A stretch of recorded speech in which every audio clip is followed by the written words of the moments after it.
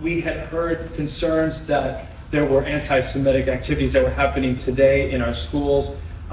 We're letting the police do the investigation of both incidents, but for the one particularly at Tillicum Middle School, we don't have reason to believe that it was anti-Semitic, but we're letting the police determine that. Since October 7th, parents have reported multiple incidents of anti-Semitism and anti-Israel sentiment across multiple schools. My own kids, who came from an Israeli and Jewish background, have been subject to repeated discriminatory harassment ever since the horrifying terror attack on Israel.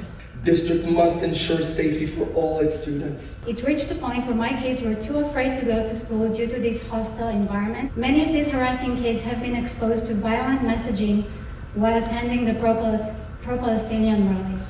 Calls like "Gas the Jews" or "From the river to the sea, Palestine will be free." We must empower our educators with the tools and resources necessary to recognize signs of discrimination and intervene. Just recently, a group of kids approached my daughter, and they were running child to child saying, "Who do you want to win, Palestine or Israel?" And if you said Israel, then you were on the chopping block, but you had to say Palestine. So they were running around intimidating quite a few kids. And wait, this is happening in middle school to your daughter? Middle school. This is 12-year-old children, yes. Kids were drawing Nazi symbols on school books and just...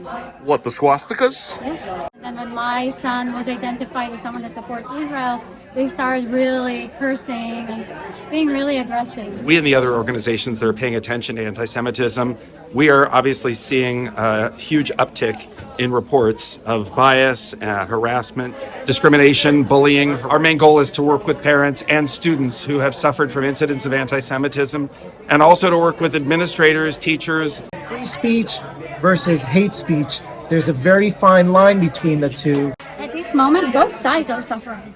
Let's just use that as a teachable moment, learn a little bit, educate the kids. It doesn't matter which side you are. It's not about who you support in this conflict. It's about let's respect each other, let's understand that everyone are in pain and help each other. That's all I'm asking.